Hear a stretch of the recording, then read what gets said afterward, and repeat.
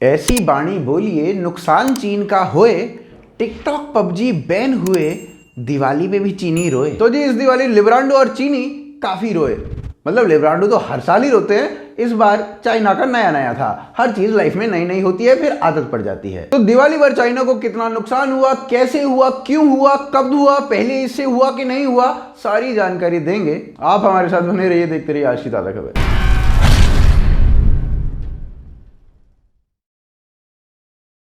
तो भारत और चाइना के एलएसी के ऊपर तनाव बढ़ा। भारत के 20 जवान वीरगति को प्राप्त हो गए। इसके बाद एक मैसिव प्रोटेस्ट हुआ जिसमें कहा गया बॉयकॉट चाइना।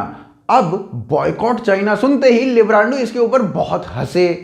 रवीश ने तो एक पूरा प्राइम टाइम ही बता दिया जिसमें पूरे 30-35 मिनट वो केवल इस बात का मजाक उड़ा रहे थे कि लोग बॉयकॉट चाइना कह रहे हैं। जहां चाइनीज मुखपत्र ग्लोबल टाइम्स बार बार भारत और भारतीय लोगों से आह्वान कर रहा था कि इस तरीके के बैन मत लगाओ या फिर बॉयकॉट चाइनीज प्रोडक्ट जैसे जो ट्रेंड्स हैं वो मत चलाओ, इसका कोई फायदा नहीं है दोनों ही बायलैटरल रिश्तों में। वहीं confederation of all India traders ने भी एक आह्वान भारत के लोगों से कर दिया और भारतीय विक्रेताओं से कर दिया कि भाई इस बार थोड़ा चाइनीज प्रोडक्ट्स को बंद करो। मगर रवीश कुमार ने इनका मजाक उड़ा दिया। आप प्रवीण खंडेलवाल की व्यथा और बेचैनी को संयुक्त रूप से समझने का प्रयास तो कीजिए। कितनी सुंदर बात लिखी है।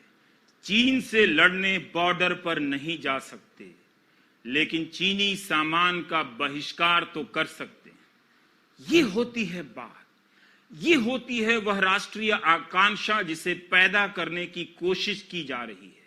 हो चुकी है, लेकिन अभी फली फूली नहीं है। भारत के छोटे बड़े दुकानदारों और व्यापारियों के संगठन के नेता हैं खंडेलवाल साहब।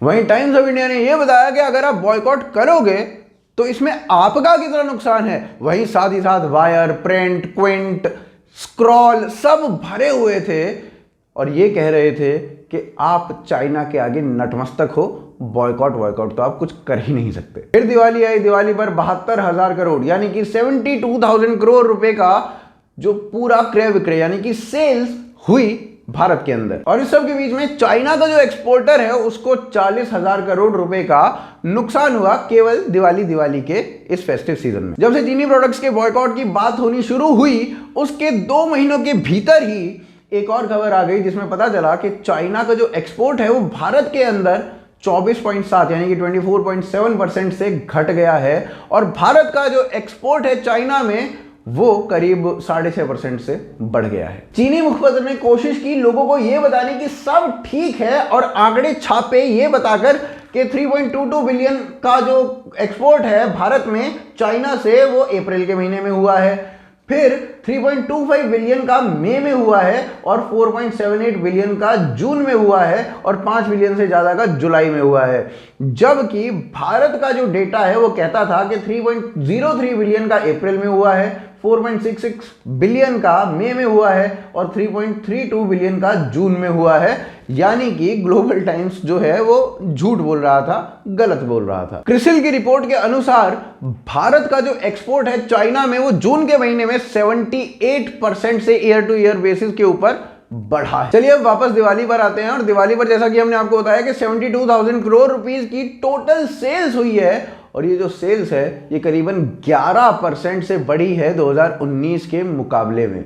जबकि हम आज की डेट में ये कह रहे हैं कि हम वर्स्ट फेज ऑफ इकोनॉमी में गुजर रहे हैं, जब हम कह रहे हैं कि कोविड के अंदर भारत जो है ऑफिशियल रूप से 1947 के बाद जा चुका है रिसेशन में। और ये आंकड़ा 10,000 करोड़ रुपए से बढ़ सकता था यानी कि 82,000 करोड़ 82,000 करोड़ की टोटल सेल्स हो सकती थी अगर बहुत सारे राज्यों में बैन ना लगा होता फायर क्रैकर्स के ऊपर। जो राज्य बैन लगाने वाले थे वो दिल्ली, वेस्ट बंगाल, सिक्किम, उड़ीसा, राजस्थान जैसे कई अन्य राज्य थे जहां पर ये बैन लगा। और अगर आपको ये लग रहा है कि ऐसे ही अप्रैल 2020 में किसी ने रैंडम कह दिया कि बॉयकॉट चाइना करते हैं और उसकी वजह से इतना जो नुकसान है चाइना को वो हो गया है, तो वो बात बिल्कुल गलत है। ये एक प्रोसेस है और ओवर द ईयर्स हमने इसको देखा है। 2019 में 2018 के मुकाबले 60% यानी 60% चाइनीज आइटम्स की डिमांड कम थी, लेकिन फिर भी 3200 करोड़ रुपए का चाइनीज आइटम बिका था। 2017 में ये जो डिक्लाइन था ये 2016 के मुकाबले 45% का था। साल 2012 में रिपोर्ट्स आती थी इस तरीके की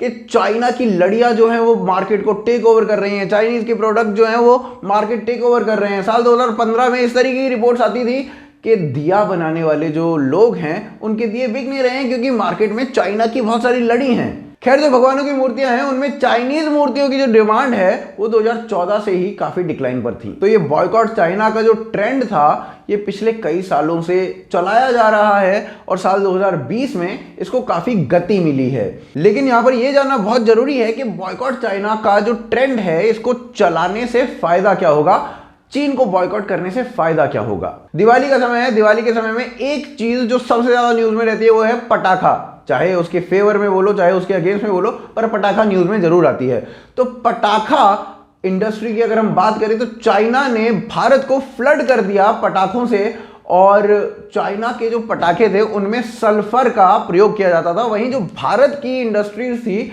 वो नाइट्रेट का प्रयोग करती थी। सल्फर बेहद हानिकारक है और खतरनाक है, वहीं नाइट्रेट कम खतरनाक है। मगर सल्फर जो है वो सस्ता होता है और भारत में सस्ते पटाखों को फ्लड कर दिया जाता है चाइना के द्वारा, जिससे भारत के जो पटाखा मैन्युफैक्चरर हैं वो खत्म होते जाते हैं। ASSOCHAM के अनुसार 40% भारत की टॉय बनाने वाली जो इंडस्ट्रीज थी वो 2016 तक खत्म हो गई थी, बंद हो गई थी, क्योंकि चाइना ने अपने सस्ते टॉयज जो कि इंफीरियर क्वालिटी के थे वो भारत में फ्लड इन कर दिए थे। टॉय इंडस्ट्रीज में ही 2011 से 2016 तक 2000 SMEs बंद हो गई थी चाइना के प्रोडक्ट्स की वजह से। और ऐसी ही बहुत सारी इंडस्ट्रीज हैं जहां पर चाइना ने भारत के ऊपर बहुत तगड़ा डेंट मारा है। एक आर्टिकल आपके साथ शेयर कर रहा हूं, जरूर पढ़िएगा। 2008 से अभी तक चाइना भारत की इंडस्ट्रीज पर लगातार डेंट मारता आ रहा है। ये पहली बार है कि चाइना को थोड़ा सा डेंट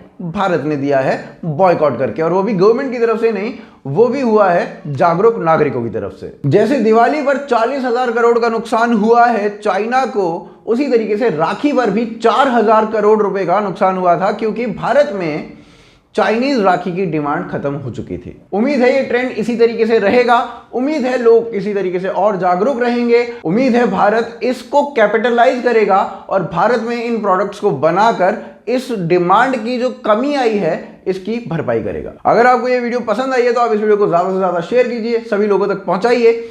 साथ ही साथ आप हमें सपोर्ट कर सकते हैं patreon.com के थ्रू या फिर ज्वाइन बटन के थ्रू। दोनों ही की जो लिंक्स हैं वो नीचे पिन कमेंट या फिर डिस्क्रिप्शन में दिए गए हैं। अगर आपको हमारी टी-शर्ट्स पसंद आती हैं, हमारे मर्चेंडाइज पसंद आती हैं, तो आप इनको खरीद सकते हैं भोकालफैक्ट्री.com से। आप हमें ट्विटर, फेसबुक, इंस्टाग्राम पर भी फॉलो कर सकते हैं। आप देख रहे हैं आज की ताज़ा खबर। जय हिंद, जय भारत।